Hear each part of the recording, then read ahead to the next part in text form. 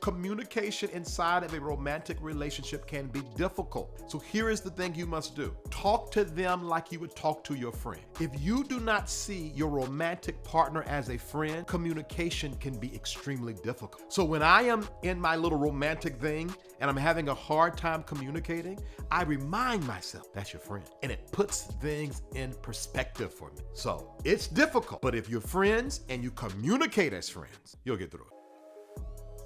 A lot of these people we call friends, we haven't been honest with them yet. We ain't talked about their breath. We ain't talked about their attitude. My best friend Mo told me a proverb from his father. If two friends walk into a room to have a serious conversation and both walk out with the friendship intact, then they were not real friends in the first place. You should be able to have real, honest, raw conversation, the kind of conversations that should destroy the friendship, but won't, because it's a real friendship. And if you have not had that, the friendship, in my opinion, isn't true.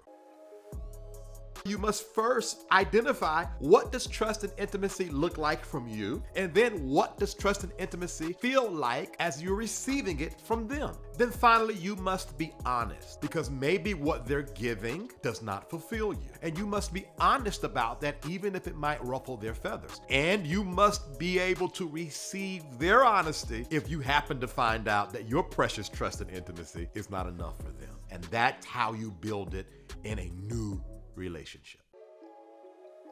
Look at how the person treats themselves. As depressed, downtrodden as they are, have they given up yet?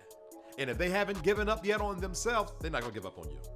Too simple. If they have not evolved to giving themselves a lot of grace and a lot of love, then you need to understand that you might not always get what you want out of them. So what I would be looking for, if this person is not fully evolved yet, is, are they evolving? Because if this person is evolving, their quality of friendship they're giving you is evolving too. Number one, you must be authentic before the relationship, after the relationship, and during the relationship. Then number two, you must resist the temptation to not show up as your authentic self. Goofy, crazy, moody, it don't matter. Number three, your authenticity is your security in the relationship. Because if you continue to show up as you are and they continue to accept you as you are, then you know they really love you and are like you. So your authenticity is your security. You'll never have to wonder, do they really like me or not? Because you're showing up as your pure self. And if they have not rejected it, perhaps they love it.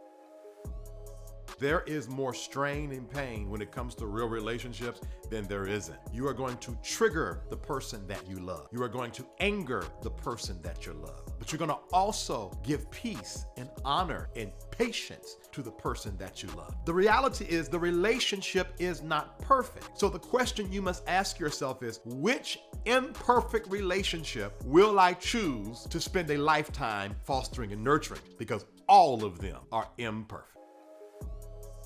There's a reciprocal thing that happens in relationships. You might give 100% and they might give 65%.